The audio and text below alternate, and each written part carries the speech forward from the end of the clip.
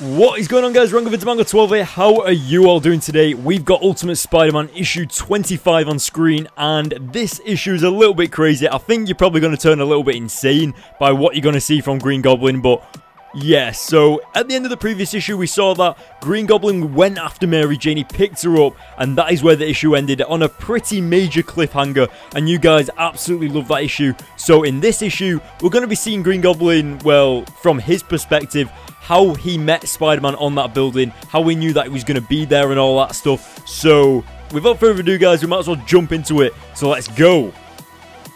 As always, the issue picks up right from where the previous issue left off, with Green Goblin kidnapping Mary Jane right in front of Harry Osborn and Spider-Man. Now, we go back to 20 minutes earlier, just before Harry Osborn met Mary Jane outside of the limo, and he's actually talking to his therapist, and as you can see, his therapist is kind of putting him in this trance where he thinks that his father loves him, and of course we know that that's not necessarily true, and this also puts across the idea that maybe Harry Osborn's life right now is kind of a lie, because he thinks his father loves him, he's being told to forget about the fire and about how his mother died and all of that, and he's kind of just being controlled through the money that Norman Osborn is giving this therapist. And another interesting thing is that this therapist is actually called Dr. Warren, and that is actually short for Miles Warren, the person who becomes the Jackal in the 616 comics. And of course, the Jackal, Miles Warren, was actually responsible for the cloning of Peter Parker's Spider-Man in the 616 comics. So yeah, this is kind of like a bit of a reference to the 616 comics, having Miles Warren the therapist to Harry Osborn, and I think that's just awesome that they threw that in there. Now, moving on, as you can see, Norman Osborn is gearing up to become the Green Goblin. He's walking out onto the rooftop. He's getting this serum that I suppose is the Oz formula that actually turns him into the Goblin. Now, we know that in the future Ultimate Spider-Man comics, up near the Miles Morales comics, Norman Osborn doesn't need this injection to turn himself into the Green Goblin. He can literally just think of becoming the Goblin and he will turn into the Goblin. So that's actually a pretty interesting thing that I literally just noticed right now. So yeah, that's pretty awesome. Now, something else that's rather interesting is that when Norman Osborn becomes the Green Goblin, he literally loses his mind. He goes insane. He becomes kind of a psycho. He gets like this voice in the back of his head that starts saying all these random things and kind of controlling him, you know, like the devil on his shoulder.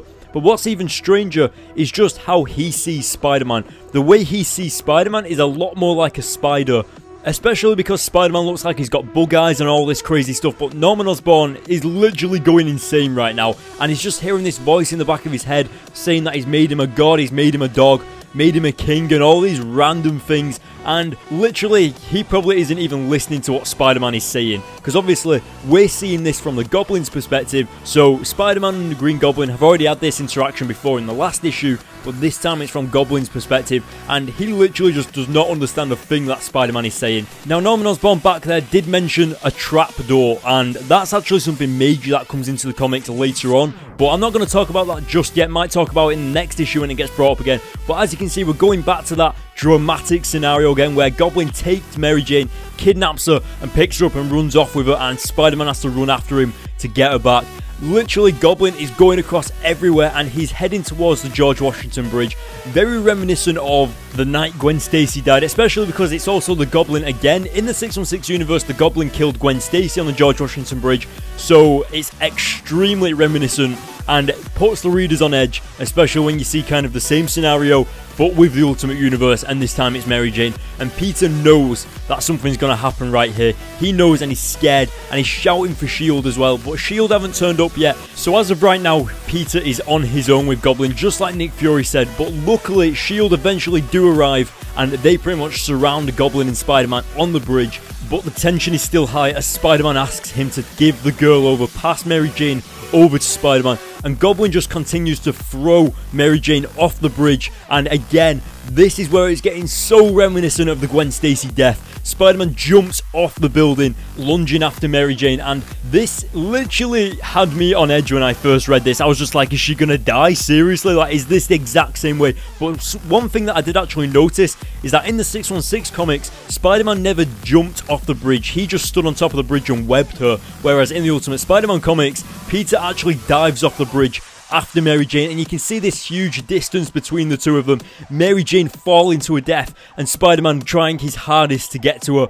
This was also the best part of the comic for me, especially with Mark Bagley's artwork, because if you think about it, he has to draw these characters in motion with Brian Michael Bendis' writing, and I just love how he kind of suggests that these two characters are falling extremely fast off this bridge. Mary Jane especially, just the artwork really brings you into the comic and feel for these characters. I mean, Peter Parker is like 15 years old in the Ultimate Spider-Man comics right now, so imagine what he's going through when he's watching his girlfriend falling to her death, trying his hardest with all his power to get to her before she hits the ocean. And luckily, he webs her, saves her, and the webbing, the way he caught her, was exactly the same as how 616 Peter Parker caught Gwen Stacy when she died.